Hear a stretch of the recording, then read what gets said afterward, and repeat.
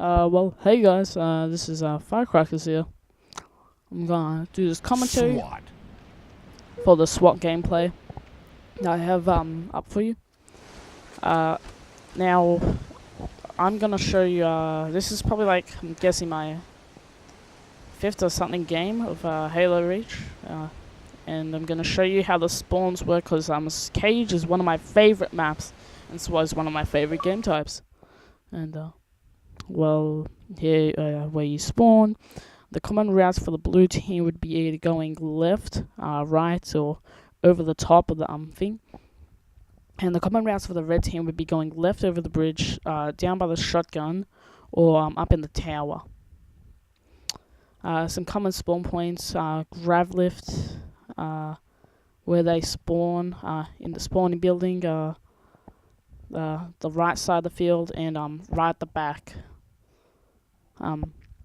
Also, it's not like a big thing that you normally get, but you'll occasionally get spawns down there, and kind of at the back of the ramp.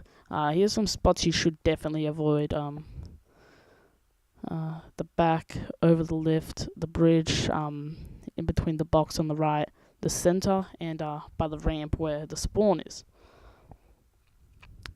Here's some spots you should be looking at majority of the match, because people will come down these routes, and when you're up at this part of the map, you can pretty much dominate every time they come. Okay, back to the gameplay. And as you can see, I'm doing that right now, looking at the orange points for enemies, just in case if they pop out through the sides, you know. And right here I get a double kill and then a triple kill. And I would have gone overkill if I saw another guy, but whatever. Let's see. Yep, and I'm still looking around in every spot. I just heard a guy come over the grav lift. Now the grav lift can be pretty tricky to understand, but oh, as you just saw, the spawns were messed up there, so you know this common spawn points will be on the side of you, not actually in front of you. Because in Halo 3, a lot of Halo 3 players would have played on Octagon or whatever that map is, and they would spawn directly in front of you, as far away as possible. But in Halo Reach, that's not the case. They'll spawn you on the opposite side. So if you're looking forward, they'll either spawn you on the left or the right of you. So it's hard to spawn trap in this game than Halo 3, so yeah. Also, another thing about the melee, when you whack people on SWAT, it doesn't fully kill them. It just drops every shield, and one bullet will kill them after that. So just a hint there. See, it's one bullet and then a whack to execute them for sure.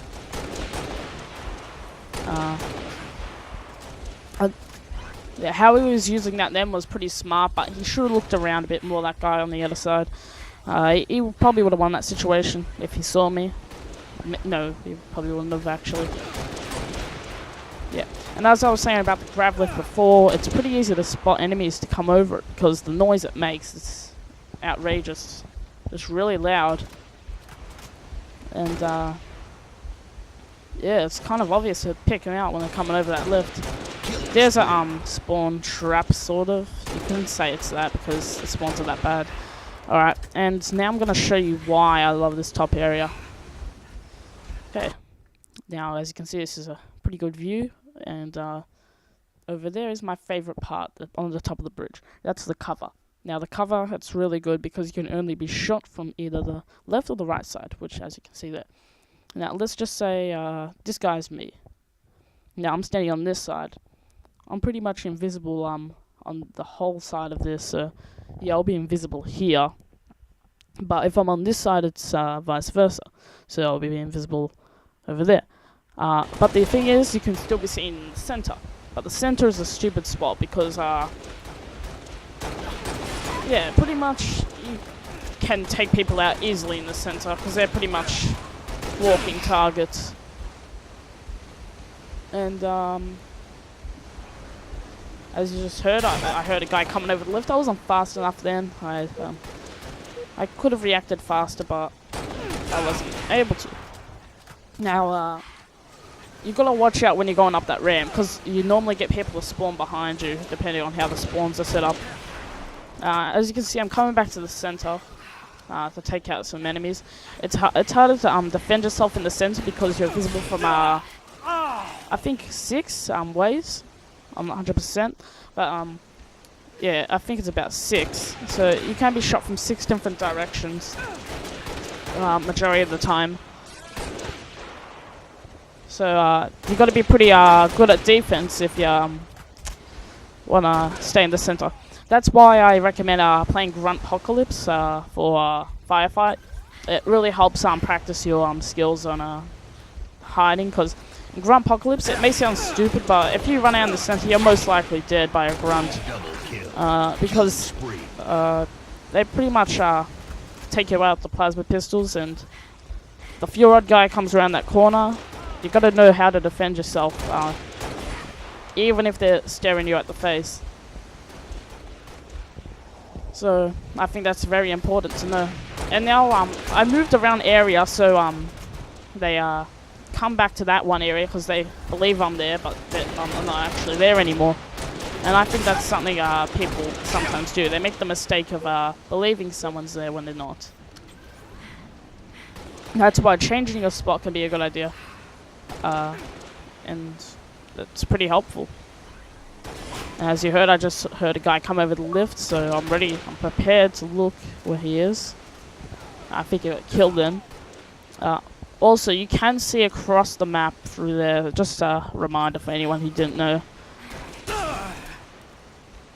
Now, you might not care that much, but looking where the orange dots are a very important part of winning on this map.